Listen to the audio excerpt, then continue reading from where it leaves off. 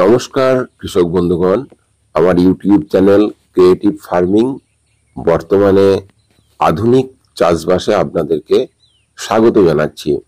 দেখুন, আজকে এক কৃষক বন্ধুর পাঠানো ভিডিও আমি আপনাদেরকে দেখিয়ে বিষয়টি আলোচনা করছি।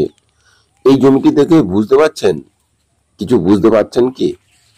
এটি কিন্তু পুরো গ্লাইসেল ওভারডোজে প্রয়োগ করার সাইড ইফেক্ট।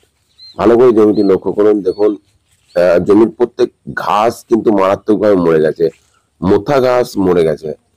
এই যে মোথা ঘাস মরে গেছে মানে বুঝতে পারছেন যে গ্লাইসেল উনি ওভারডোজে প্রয়োগ করে ফেলেছেন। ঘটনা হচ্ছে, আপনারা আমার সঙ্গে পরামর্শ নিচ্ছেন ক্ষতি হওয়ার পরে। আপনারা ইউটিউবের ভিডিওগুলো ভালো করে দেখুন, একটু সময় নিয়ে দেখুন। আমাকে মেসেজ করছেন বা ফোন করছেন, সবই মানছি। তো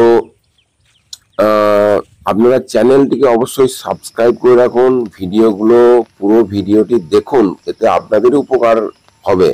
আমি কি বলতে চাইছি, কেন, কি বিষয় বৃত্তান্ত, এগুলো দেখুন। এনার জমিতে প্রথম কথা হচ্ছে যে গ্লাইসেনের একটা ওভারডোজের সাইড ইফেক্ট হয়েছে। দ্বিতীয় কথা হচ্ছে যে জমিতে জল নিকাশি ঠিকঠাক ছিল না, এবছর অতি বর্ষণ চলছে। তো অনেকেই যে জমিতে ঘাস হয়ে যাচ্ছে, ঘাস নিড়াচ্ছেন না। আমার গত ভিডিওতে আপনারা দেখেছেন যে আমি নিজে কত খরচা করে ঘাসে হাত নিড়ানি করেছি। তো এই সময়ে আপনাদের যাদের জমিতে বেশি ঘাস রয়েছে, বিশেষ করে যে উঁচু উঁচু ঘাস রয়েছে, ঘাস থাকতে দিন। ঘাস এখন কিছু করার দরকার নেই, ঘাসকে থাকতে দিন।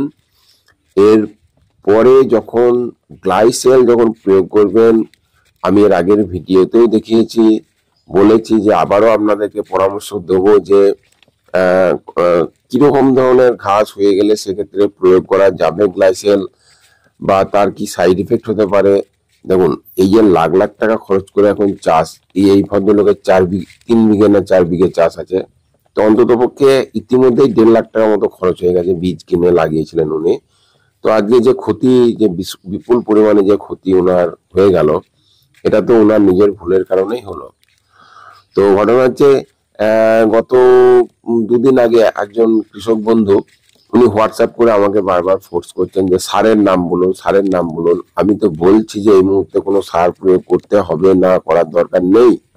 কারণ অতীত অভিজ্ঞতাতে দেখা গেছে সার দেওয়ার পরেই কিন্তু গাছের ক্ষতি হচ্ছে।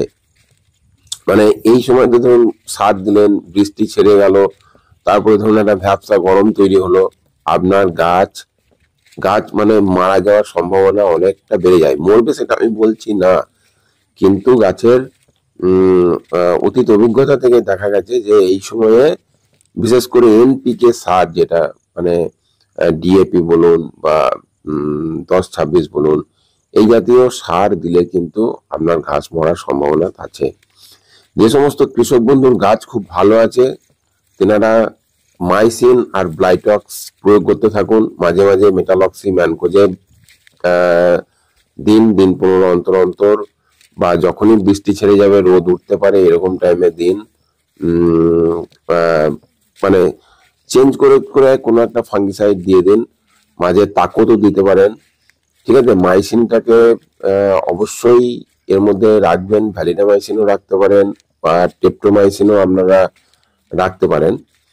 তো সার দেওয়ার চিন্তা ভাবনা এই মুহূর্তে না নাই ভালো। যাদের গাছের জোর বেশি রয়েছে তাদের তো দেওয়ারই দরকার নেই, আর যাদের গাছের জোর কম রয়েছে তাদের বৃষ্টিটা ছাড়তে দিন, আশ্বিন মাস পার হতে দিন।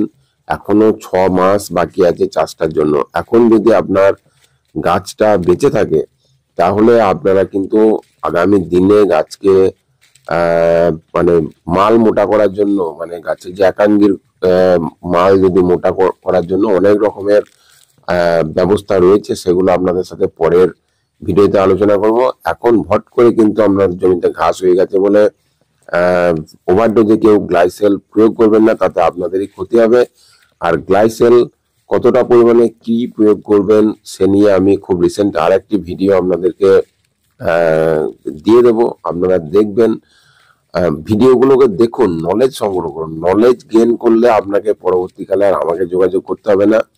মানে অবশ্যই যে মানে আবহাওয়ার যেমন পরিবর্তন হচ্ছে, সমস্ত জিনিসেরই মানে পরিবর্তন হচ্ছে, যে সামাজিক যেটা আমাদের ইকোসিস্টেম সেখানেও পরিবর্তন হচ্ছে। আগে কিন্তু নর্মালি একাঙ্গী হয়ে যেত, এখন কিন্তু আর সেই নর্মালি একাঙ্গী হচ্ছে না।